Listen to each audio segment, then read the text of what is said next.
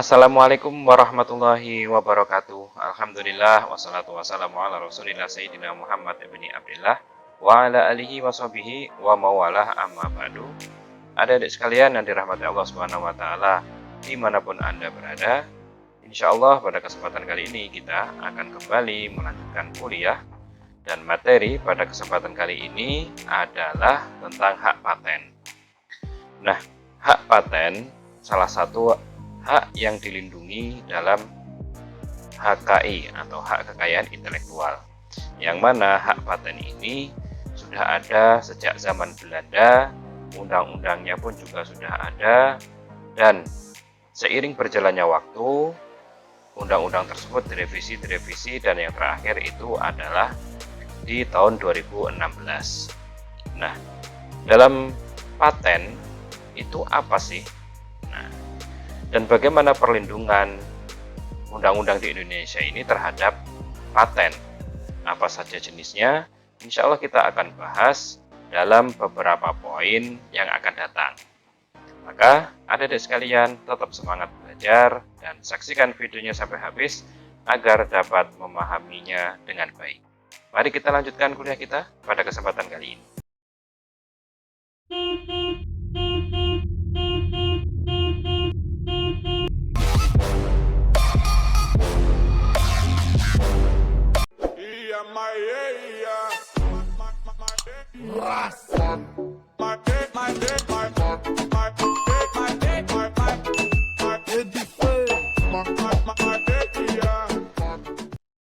Nah, yang pertama pasti kita akan membahas tentang apa itu paten.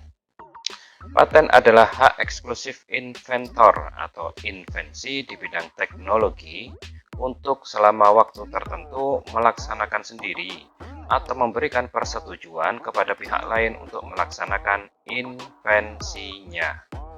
Nah, maka hak paten dilindungi oleh Undang-Undang Nomor 13 Tahun 2016 tentang paten. Nah, kemudian invensi. Kita bahas invensi sekarang ya.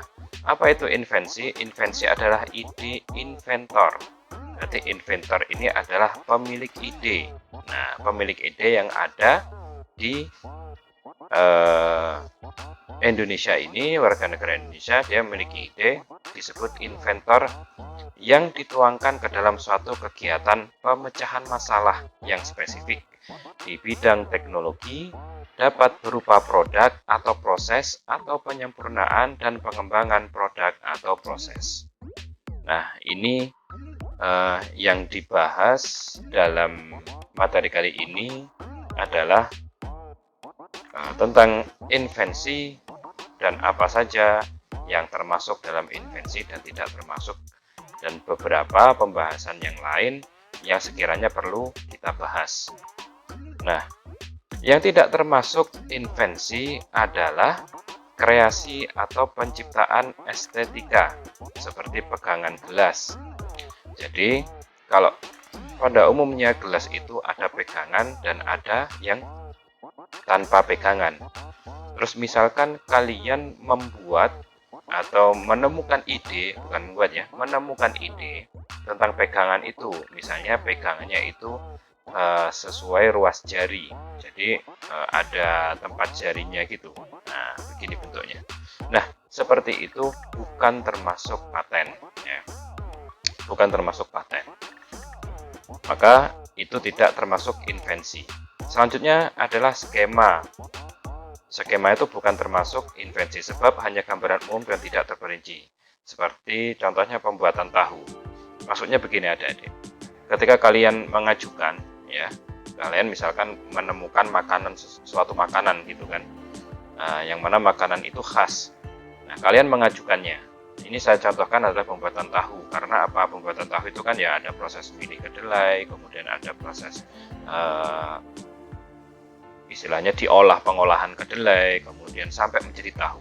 Nah, hal ini kalau cuma skema saja yang ada dilaporkan ke Ditjen HKI itu tidak bisa disebut invensi atau ide, tidak bisa disebut seperti itu. Harus terperinci ya.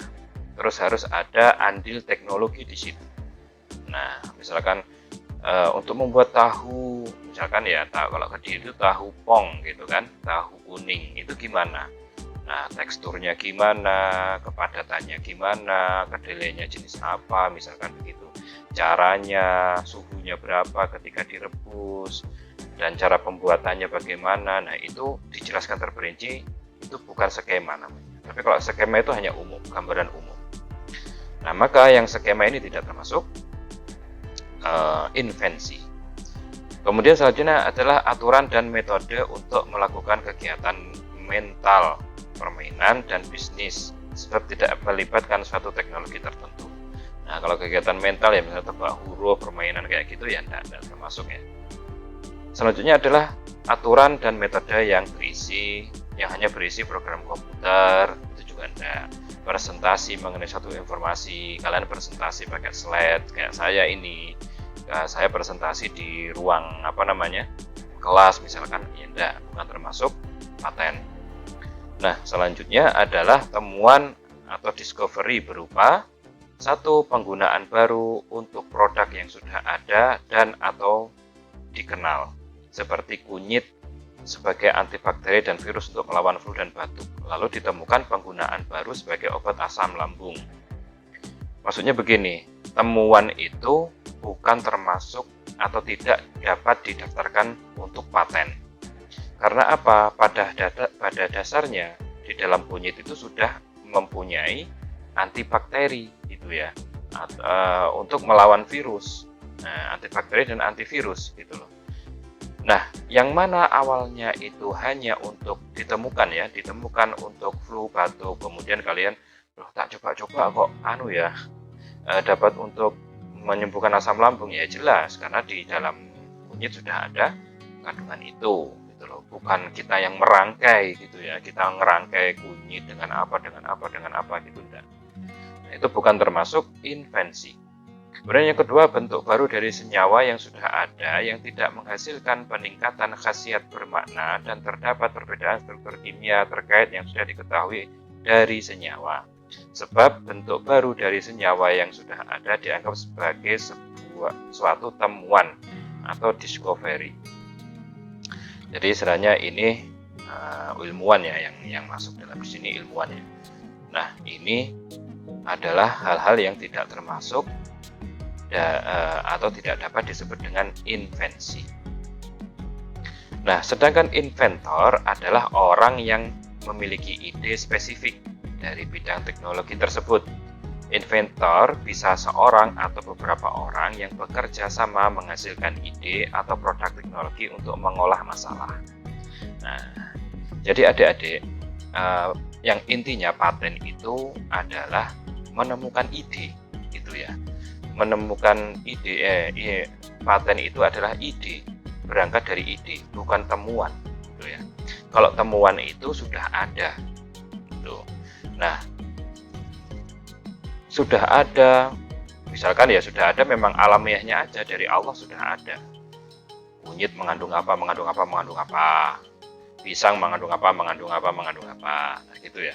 Nah, itu sudah ada, disebut temuan. Nah, kalau yang dalam paten ini itu adalah invensi atau ide pengembangan dari temuan tersebut. Nah, itu yang dilindungi dalam paten. Maka saya pernah mencontohkan beberapa pertemuan sebelumnya bahwasanya paten itu contoh yang mudah itu adalah lakukan sedotan. Nah, jadi sedotan itu yang awalnya lurus, itu untuk memudahkan kita minum agar tidak ribet lah ya minumnya, itu ada sebuah inovasi atau sebuah ide untuk mempermudah kita dengan diciptakannya sebuah komponen yang melentur gitulah ya, sehingga itu dapat dilenturkan, diarahkan ke kita dan kita mudah untuk minum. Nah, itu adalah paten. Maka contoh yang lain dalam beberapa barang pun itu ada yang mempunyai beberapa hak perlindungan dalam HKI. Nah, saya pernah menyinggung itu seperti contoh jam tangan.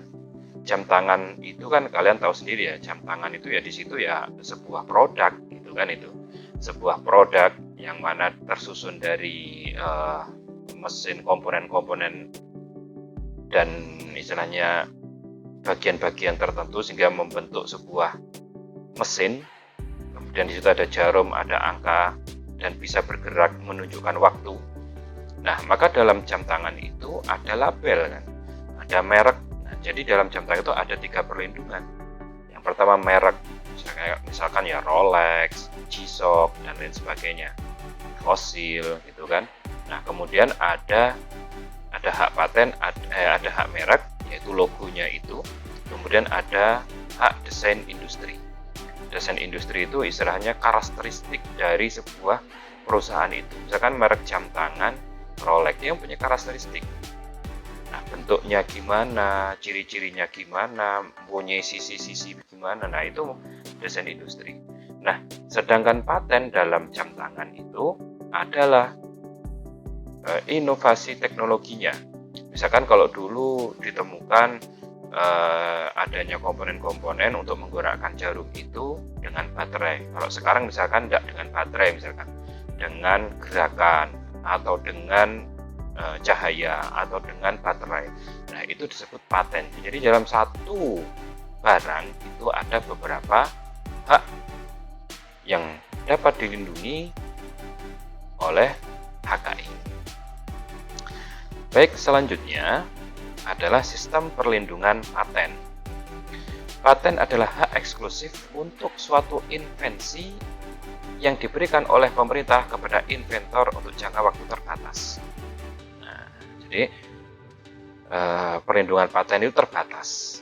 Ketika perlindungannya selesai, maka itu sudah milik umum. Maksudnya siapa saja boleh pakai, gitu ya. Nah, siapa saja boleh pakai, boleh buat, boleh pakai, boleh memasarkan, dan lain sebagainya. Nah, maka paten memberikan perlindungan hanya dalam yurisdiksi yang diberikan dan bersifat teritorial.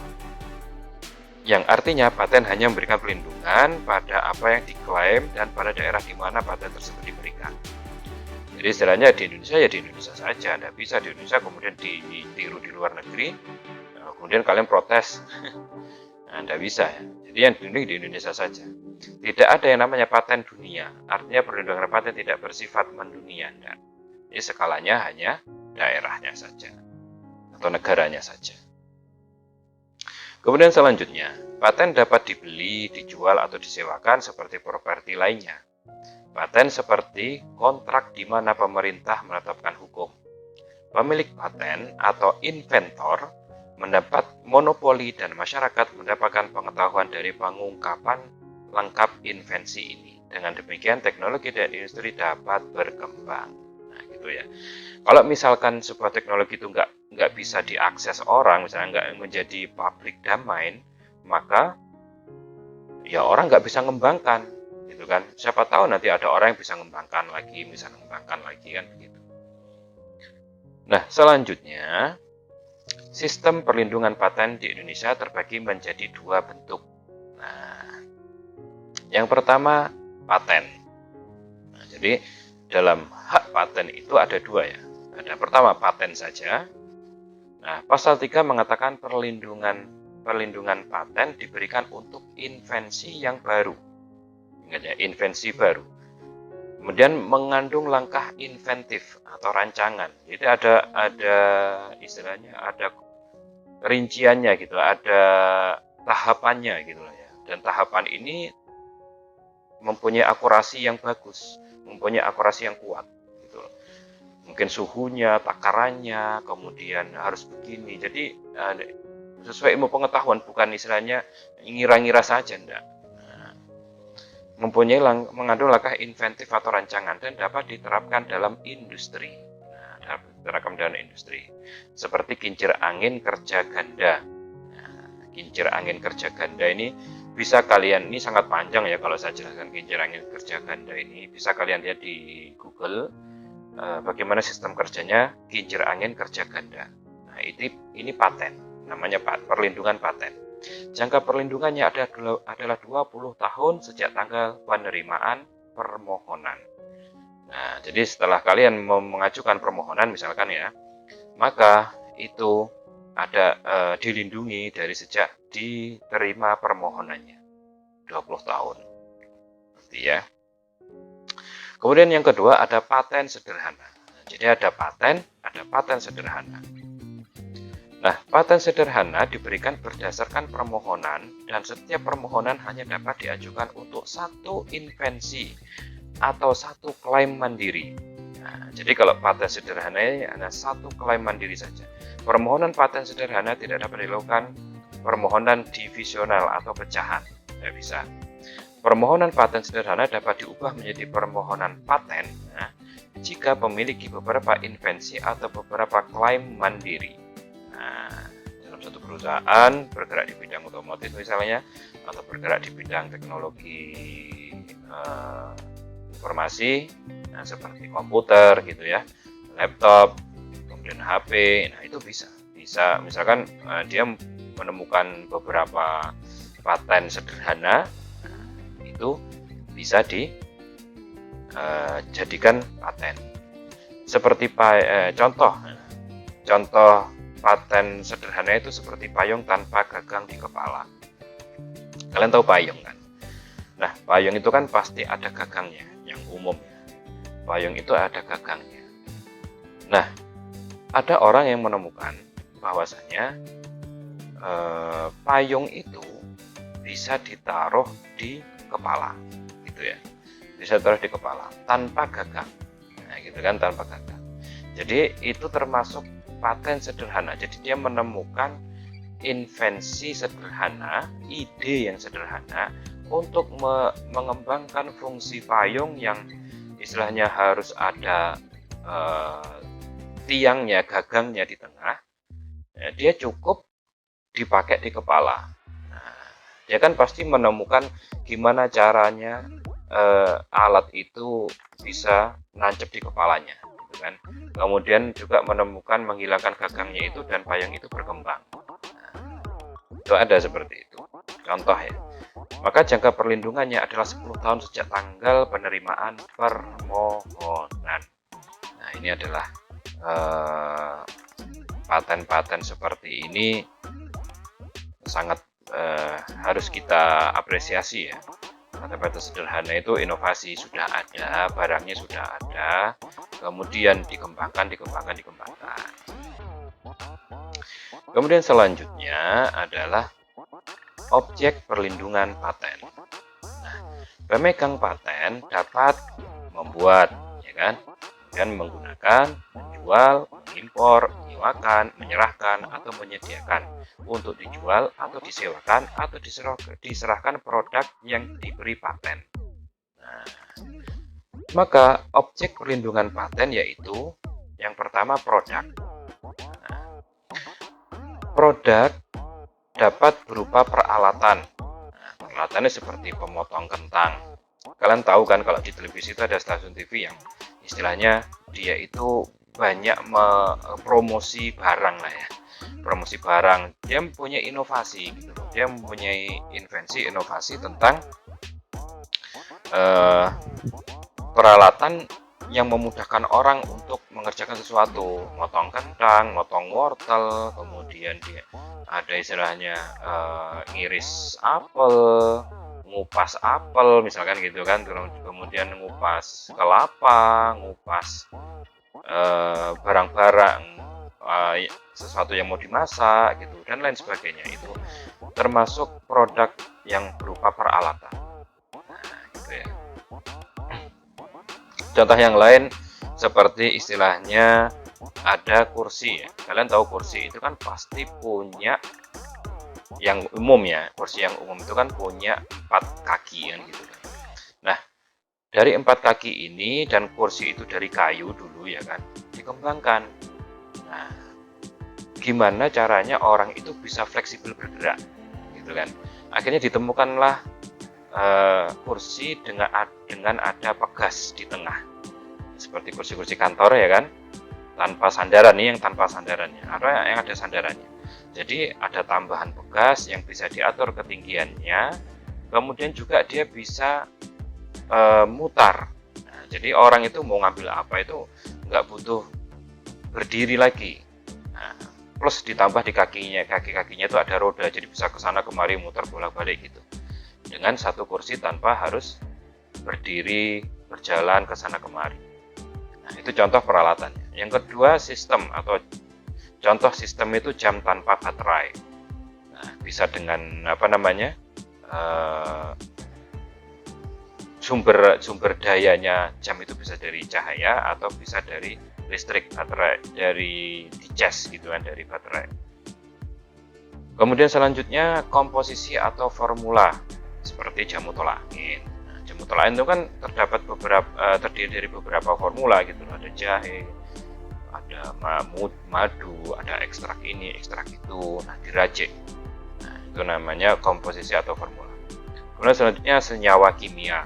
Senyawa kimia ini ilmuwan istilahnya di bidang biologi lah yang tahu ya.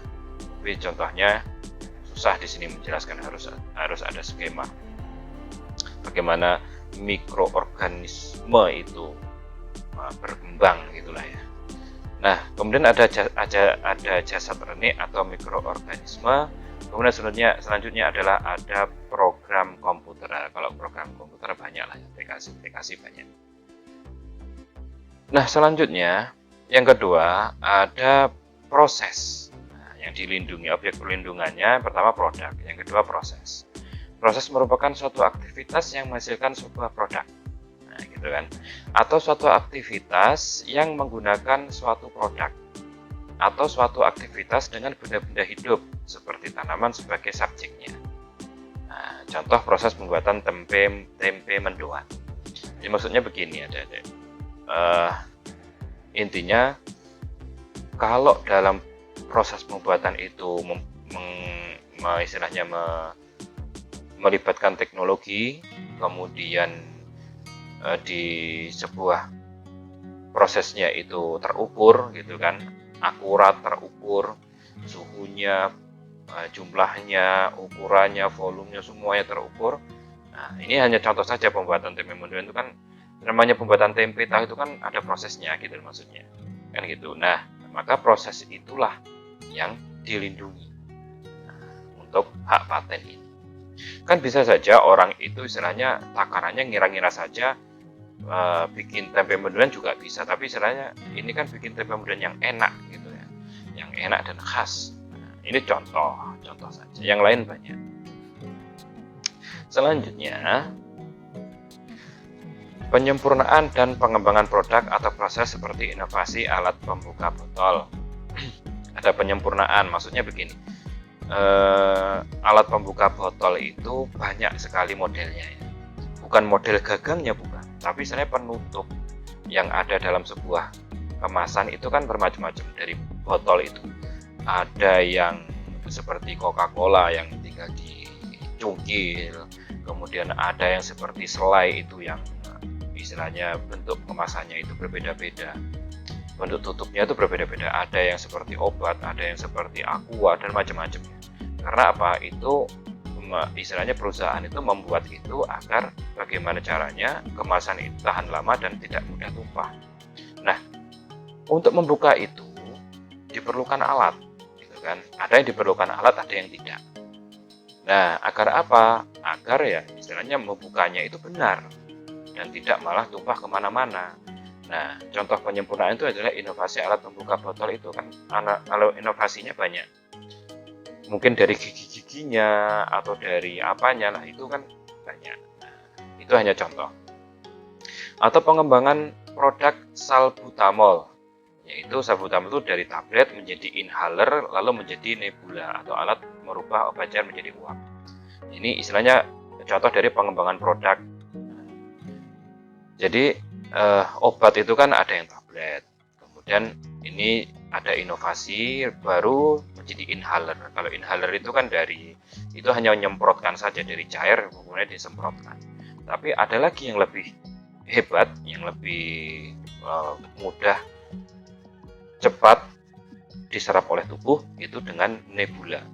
Nebula inilah alat yang merubah obat dari cair menjadi uap. Kalau tadi kan inhaler itu nyemprotkan saja, ini dari cair menjadi uap, jadi lebih cepat diserap oleh tubuh. Ini biasanya ada dalam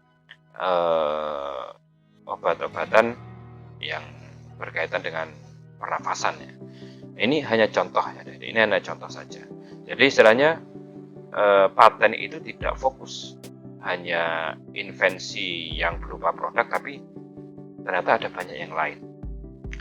Kemudian selanjutnya, invensi dapat dipatenkan jika invensi tersebut satu, invensi itu baru. Jika pada saat pengajuan permohonan paten, invensi tersebut tidak sama dengan teknologi yang diungkapkan sebelumnya. Nah, intinya jangan sama seperti teknologi yang diungkapkan sebelumnya. Walaupun sama istilahnya, sama fungsinya gitu kan, sama istilahnya berasal dari tutup botol gitu kan, tapi kan pembukaannya ini ternyata berbeda. Karena apa? Ternyata model tutup botol itu macam-macam, baik dari makanan, minuman, dan lain sebagainya. Kemudian selanjutnya adalah yang kedua, mengandung langkah inventif. Jika invensi mengandung langkah inventif, ada istilahnya, ada rancangannya, ada tahap-tahapannya gitu, pas membuatnya itu. Jika invensi tersebut merupakan hal yang tidak dapat diduga sebelumnya bagi seseorang yang mempunyai keahlian tertentu di bidang teknik. Jadi hal tersebut tidak dikira-kira ya, gitu mungkin ya. Tidak dikira-kira sebelumnya oleh orang yang mempunyai keahlian tertentu di bidang teknik. Tidak kepikiran kayak gitu ya. Jadi berarti kan dia punya ide baru. Kemudian selanjutnya yang ketiga, dapat diterapkan dalam industri. Jika invensi tersebut dapat diproduksi atau dapat digunakan dalam berbagai jenis industri. Nah, inilah invensi yang dapat dipatenkan. Kemudian selanjutnya kita masuk dalam ringkasan ya, beberapa prinsip penting dalam Undang-Undang Paten Indonesia. Di sini saya ringkas karena Undang-Undang Paten itu ya banyak ya, apalagi sejarahnya itu macam-macam lah. Jadi di sini saya tidak fokus di situ, saya hanya menjelaskan isi penting dari undang-undang tersebut sebagai langkah awal kita mengenal tentang paten. Gitu ya. Nah, ini ringkasannya. Ada beberapa prinsip penting di dalam undang-undang paten di Indonesia. Yang pertama adalah paten hanya terkait dengan investasi di bidang teknologi yang berisikan pemecahan masalah. Nah, ya, seperti yang sudah saya jelaskan tadi di sebelumnya dari contoh-contoh itu kan ada beberapa pemecahan masalah. Ya, seperti contoh lah pengobatan tadi, dari tablet jadi apa gitu kan. Kemudian yang kedua, perlindungan hukum terhadap invensi di bidang teknologi didasarkan atas permohonan. Jadi harus ada permohonannya dulu. Nggak bisa nggak ada permohonannya dulu. Nah, yang ketiga, pendaftaran paten bersifat teritorial, yaitu ya sudah kalian memohonkannya di Indonesia. Kalian memohonkan di Malaysia gitu kan. Nggak bisa berlaku di negara lain. Kemudian sistem pendaftaran paten yang dianut oleh Indonesia adalah sistem pendaftar pertama. Jadi dulu-duluan istilahnya ya. Nah, kalau sudah ditaruhkan yang lain, kalian daftarin, ternyata yang ini plagiat misalkan ya, karena sudah memenuhi syarat-syaratnya, ya sudah ini yang diterima gitu loh. Ya udah rela saja lah. Dan yang kelima, paten dapat dialihkan kepemilikannya melalui berbagai cara, seperti pewarisan, hibah, wasiat, perjanjian tertulis, atau sebab-sebab lain yang dibenarkan oleh perundang-undangan. Nah, jelas ini. Kemudian selanjutnya, untuk melindungi kepentingan masyarakat, paten mengatur bahwa Bolar Profession itu adalah produksi produk farmasi dapat dilakukan dalam jangka waktu 2 tahun sebelum perlindungan tersebut berakhir. Dan impor paralel itu adalah masuknya barang dagangan bermerek ke dalam wilayah negara di mana barang dagangan tersebut tidak dijual oleh pemilik merek atau entitas lain atas persetujuan pemilik. Itu bukan merupakan pelanggaran. Nah, ini untuk melindungi kepentingan masyarakat, paten itu mengatur seperti itu. Dua hal ini bukan termasuk pelanggaran. Kemudian selanjutnya yang ketujuh, pengadilan niaga mempunyai kewenangan untuk menyelesaikan perkara pelanggaran paten di bidang perdata. Nah, jadi kalau mau mengajukan penyelesaian sengketa itu di pengadilan niaga. Dan selanjutnya, tindak pidana yang diatur dalam Undang-Undang Paten adalah delik aduan. Jadi harus ada aduannya agar bisa ditindak. Nah, adik-adik sekalian, inilah yang dapat saya sampaikan dalam materi kali ini. Yang namanya paten itu juga sangat penting ya. Barangkali kalian mempunyai ide-ide unik, ide-ide sebagai pemecahan masalah yang namanya itu invensi, dan kalian yang penemu idenya disebut inventor. Nah, dapat diajukan ke Dirjen Dirjen HKI di Kemenkumham. Sayang ya kalau kalian tuh punya ide, menemukan, kemudian ternyata ide itu dipakai orang lain dan orang lain yang mendapatkan keuntungan komersial yang banyak dari ide kalian. Nah, seperti contoh itu, kalian tahu tongsis. Nah, tongsis itu kan istilahnya ditemukan oleh orang Indonesia. Akan tapi dia nggak mendaftarkannya ke UU Paten. Dia mendaftarkannya ke UU Merek, ke Undang-Undang Merek. Nah, akhirnya yang dilindungi ya hanya kalimat tongsisnya saja, bukan bagaimana tongsis itu dibuat gitu ya. Nah, akhirnya kan ternyata alat tersebut booming dan dipakai oleh banyak anak-anak muda di seluruh dunia, tidak hanya Indonesia saja. Nah, untuk selfie-selfie, untuk jalan-jalan, moto, mendokumentasikan kenangan-kenangan mereka. Nah, akhirnya kan sayang gitu ya. Nah, maka adik-adik sekalian, kalau kalian punya inovasi-inovasi baru, ide-ide baru yang dapat memecahkan masalah, mau mempermudah kegiatan kita, kehidupan kita, silakan daftarkan ke Dirjen HKI untuk perlindungan paten. Ini saja yang dapat saya sampaikan pada kesempatan kali ini. Semoga mudah dipahami. Jika ada yang kurang, ya mohon maklum saja karena waktu dan kendala teknis yang banyak saya alami. Nah, demikian dari saya. Assalamualaikum warahmatullahi wabarakatuh.